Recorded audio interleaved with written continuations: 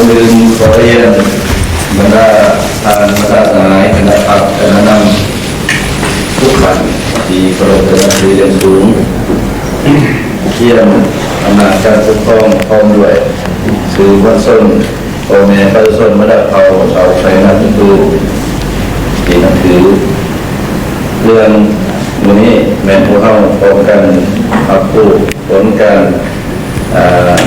ตรวจการเก็บข้อมูลสืบสวนสอบสวนคดีต่อหลักความเรื่องเงินพบด้วยเงินเขา10 กว่าตื้อกับปูเงิน13 ตื้อกีบโดยปฏิบัติตามกฎหมายว่าโดยต้านการสลาดบังหลวงฉบับเลขที่52/สพสลงวันที่28 มิถุนายน ปี 2024 และกฎหมายว่าโดยการกวดก้ารัฐฉบับเลขที่25 สพสลงวันที่29 ปี 2022 กฎหมายว่าโดยการดำเนินคดีอาญาฉบับเลขที่37 สพสลงวันที่14 พฤศจิกายน ปี 2017 และก็คือการขอตกลงของเจ้าแขวงฉบับเลขที่560 จขอปลงวันที่15 พฤษภาคม ปี 2025 บทสรุปสืบสวนสอบสวนคดีสลาดบังหลวงขังวันที่31 เดือน 12 ปี 2025 สภาพร่วมของคณะเฉพาะกิจ560 คณะเฉพาะกิจแขวงตามขอตกลงของเจ้าแขวงฉบับเลขที่560 จขอปลงวันที่15 พฤษภาคม ปี 2025 ประกอบมี7ภาคส่วนนอนอยู่ในขอตกลงดังกล่าวซึ่งมีคือองค์การกวดการรัฐของว่าการแขวงคณะจัดตั้งแขวงกองบัญชาการปกสแขวงองค์การอัยการ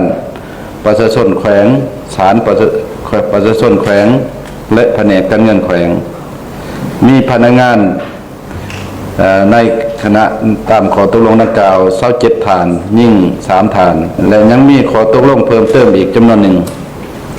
เพื่อจัดตั้งปฏิบัติเวียงานตามพระราชบทบาทหน้าที่สิทธิที่ได้กำหนดไว้ในขอตกลงดังกล่าว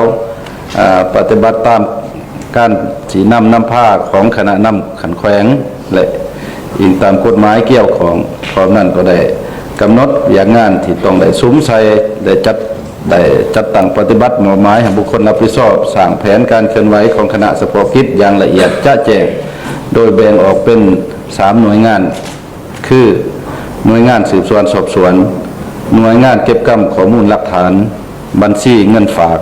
และคุ้มครองเครื่องของกลางหน่วยงานกองเลขาเพื่อจัดตั้งปฏิบัติเวียงานตัวจริงเก็บกำข้อมูลหลักฐานสืบสวนสอบสวนเป้าหมายยึดอายัดเครื่องของกลางและปฏิบัติเวียงานอื่นให้มีความ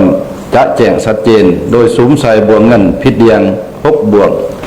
งเงิน90 กว่าตื้อบวงเงิน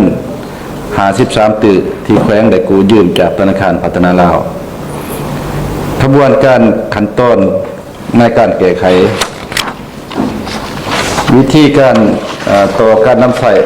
หลักวิชาเฉพาะของบริษัทของเวียงงานสืบสวนสอบสวนประสานสมทบกับภาคส่วนเกี่ยวของสนองข้อมูลวิจัยข้อมูลที่เป็นวิทยาศาสตร์ทั้งปลุกระดมสุกอยู่ทุกภาคส่วนที่เกี่ยวของในสังคมในการสนองข้อมูลเป็น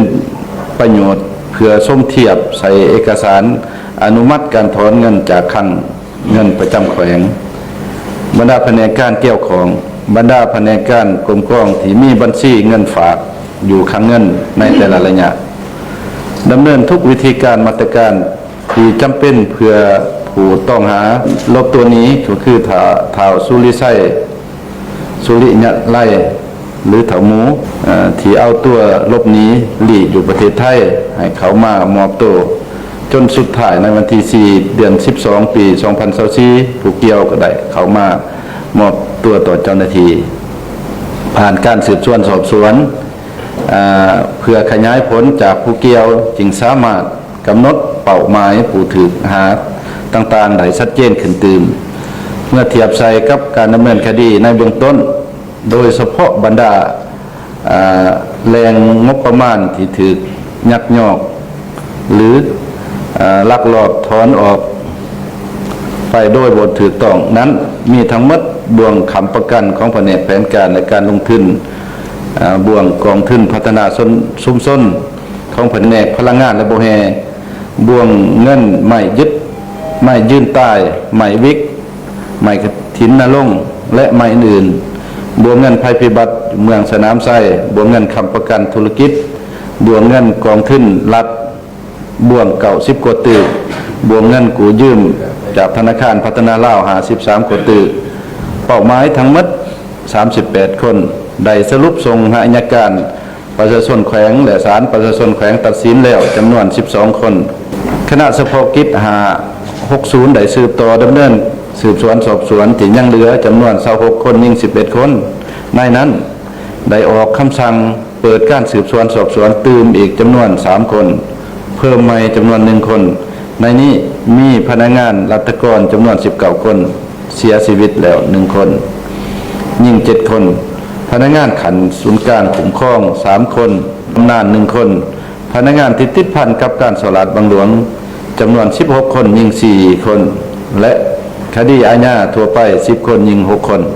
ผลของการแก้ไขคณะเฉพาะกิจขั้นแขวงในนามดำเนินสืบสวนสอบสวนต่อเป้าหมาย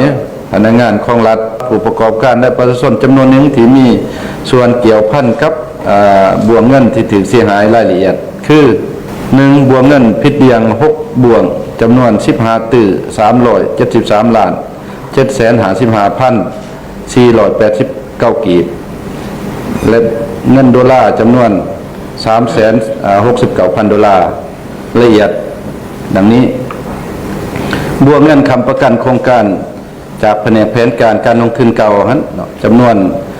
เงินเป็นสกุลเงินกีบจำนวน1ตื้อ700ล้านกีบแล้วก็สกุลเงินดอลลาร์จำนวน216,000 ดอลลาร์2บ่วงเงินพัฒนาชุมชนจากแผนกพลังงานและบ่แฮแขวงสกุลเงินกีบ1ตื้อ335,696 กีบสกุลเงินดอลลาร์จำนวน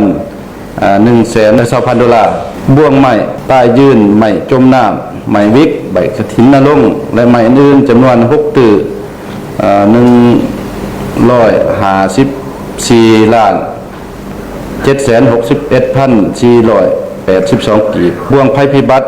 จำนวนเงิน23ล้าน582,260 กีบและเงินสกุลเงินดอลลาร์ 8,000 ดอลลาร์บ่วงเงินค้ำประกันธุรกิจจากแขนงทรัพย์สินแห่งรัฐจำนวน4ตื้อ165ล้าน116,409 กีบและสกุลเงินดอลลาร์ 25,000 ดอลลาร์เงินกองทุนของรัฐแขนงทรัพย์สินแห่งรัฐจำนวน2ตื้อ18ล้าน869,642 กีบอันนั้นในแรงที่1แรงที่2นี้รายรับบ่วงเงินรายรับของแขวงจำนวน90ตื้อ118ล้าน712,029 กีบบ่วงตะกาวผ่านการกวดกาเก็บกำข้อมูลพบเห็นเงินที่ถูกถอนจากคลังเงินมีเอกสารที่เกี่ยวข้องคือเอกสารขอตกลงอนุมัติถอนมี7ขอตกลงและก็เช็คเงินจำนวน10ใบและมี3ธนาคารคือธนาคารพัฒนาลาวจำนวน50ตื้อกว่ากีบธนาคารการค้าจำนวน34ตื้อกว่ากีบธนาคารลาวเวียดจำนวน5ตื้อกีบในนี้ได้กวดกาพบเห็นการมอบเงินเขาข้างคืนจำนวนสกุลเงินกีบ43ตื้อ38ล้าน778,539 กีบเงินสกุลดอลลาร์นี่154,000 ดอลลาร์นั้นบ่วงที่2บ่วงที่3บ่วงเงินกู้ยืมจากธนาคารพัฒนาลาว53กว่าตื้อกีบผ่านการกวดกาและเก็บกำข้อมูลของคณะเฉพาะกิจเห็นว่าเป็นการตกลงเห็นดีของคณะประจำภาคแขวงมีบทบันทึกกองประชุมครั้งวันที่30พฤษภาคมปี2022และขอตกลงฉบับเลขที่763ทับจขอปลงวันที่22เดือน6ปี2022และมีสัญญากู้ยืมเงินกับธนาคารฉบับเลขที่ LN 2022 102 EDB เลขบัญชีเงินกู้LD จำนวนเงินกู้ทั้งหมด53 ตื่อ141ล้าน10,000กีบอัตราดอกเบี้ย 11.5% จำนวนเงินค่าดอกเบี้ย15ตื่อ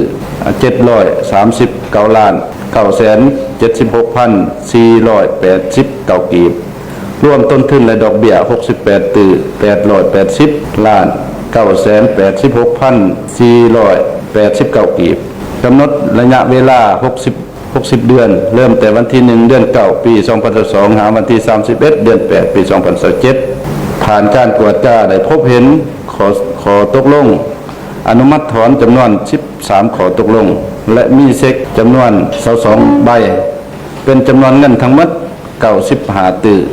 759ล้าน789,738กีบเป้าหมายกู้ยืมเงินแมนเพื่อสำระโครงการลงทุนของรัฐจำนวน13โครงการมี5บริษัทผลการเก็บกู้บวกเงินต่างๆที่ถือเสียหายและสามารถเก็บกู้ได้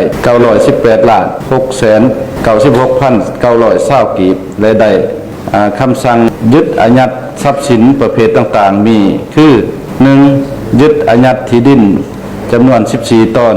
2. รถใหญ่จำนวน4คัน 3. รถจักรจำนวน2คัน 4. โทรศัพท์จำนวน1หน่วย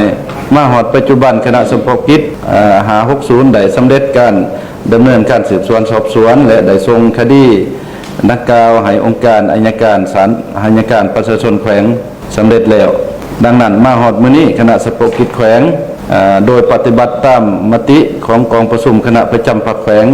จึงได้มอบหมายเวียกงานนักกล่าวคณะสมภพกิจสรุปจึงจัดพิธีในมื้อนี้เพื่อแถลงผลการสืบสวนสอบสวนดำเนินคดีดังกล่าวให้บรรดาคณะนำขันแขวงแผนกการบรรดาคณะนำขันเมืองและทั่วสังคมในขอบเขตทั่วแขวงอัตตปือก็คือสังคมทั่วประเทศ